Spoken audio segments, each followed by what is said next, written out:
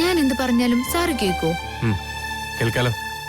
പക്ഷേ അനുസരിക്കണമെന്ന് ഞാൻ രണ്ടാമത് ആലോചിക്കട്ടോ. അത് ശരി, ആള് കൊള്ളാമല്ലോ. നമ്മളിന്ന് ദേവീക്ഷേത്രത്തിലാ പോയത് അല്ലേ? അതറിയാലോ. അതറിയാലോ, ഞാൻ മുമ്പും അവിടെ പോയിട്ടുള്ളതല്ലേ. ഇന്ന് സാറെന്താ പ്രാർത്ഥിച്ചതെന്ന് എനിക്കറിയില്ല. പക്ഷെ ഞാനെന്താ പ്രാർത്ഥിച്ചതെന്ന് പറയട്ടെ. സരസ്വതി ദേവിയോടാ ഞാൻ പ്രാർത്ഥിച്ചത്. സാറിന്റെ വിദ്യാതടസ്സമൊക്കെ മാറ്റിത്തരണമെന്ന്. വിദ്യാതടസ്സോ? അതെന്തിനു? സരസ്വതി കടാക്ഷി ഇല്ലാത്തവർക്കാ പഠനം ഇടയ്ക്ക് വെച്ച് മുടങ്ങിപ്പോകുന്നത്. സാറിന് സംഭവിച്ചതും അതാ. അതിന് എനിക്ക് പഠനം തടസ്സപ്പെട്ടെന്ന് ആര് പറഞ്ഞു എന്നല്ലേ? അതൊക്കെ ഞാൻ അറിഞ്ഞു. എന്നോടൊരാള് പറഞ്ഞു സാറിന്റെ വിദ്യാഭ്യാസം ഇടയ്ക്ക് വെച്ച് മുടങ്ങിയതാണെന്ന്. അതാരത്? ആരായാലെന്താ, സംഗതി സത്യമല്ലേ? അതാ ചിഹ്നം തന്നെ.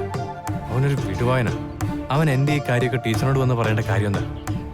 നിന്നെ ഇന്ന് ഞാൻ കാണിച്ചു തരടാ ദുഷ്ട. സാറെന്താ ആലോചിക്കുന്നേ? ഒന്നുമില്ല. ഇനിയിപ്പോ സരസ്വതിയോടല്ല, ആ സാക്ഷാൽ സർവേശ്വരനോട് പറഞ്ഞാലും കാര്യമില്ലല്ലോ ടീച്ചറെ. അതാലോചിച്ച് പോയതാ. അതെന്താ അങ്ങനെ പറഞ്ഞേ?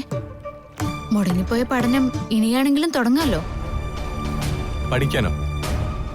ഈ പ്രായത്തിലോ? ടീച്ചർ തമാശ പറഞ്ഞതോ അതോ പരിഹസിച്ചതോ? പഠിക്കുന്നതിന് പ്രായം ഒരു തടസ്സമല്ല സർ.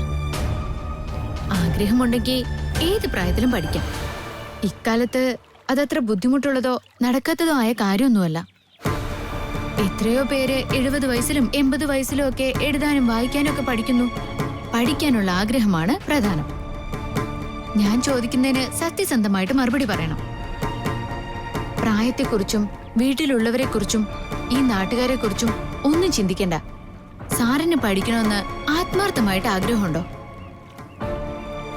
പഠിക്കാൻ പറ്റാഞ്ഞത് ഒരു വലിയ കുറവായി പല സന്ദർഭത്തിലും സാറിന് തോന്നിയിട്ടുണ്ടോ?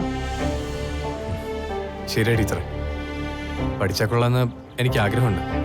പക്ഷേ ശരി, മറ്റൊന്നും ആലോചിക്കണ്ട. നമ്മളെ നിരുത്സാഹപ്പെടുത്താൻ ഒരുപാട് ചോദ്യങ്ങൾ മനസ്സിൽ ഉയർന്നു വരും. ഈ പ്രായത്തിൽ പഠിക്കാൻ പറ്റുമോ? പരീക്ഷ എഴുതാൻ പറ്റുമോ?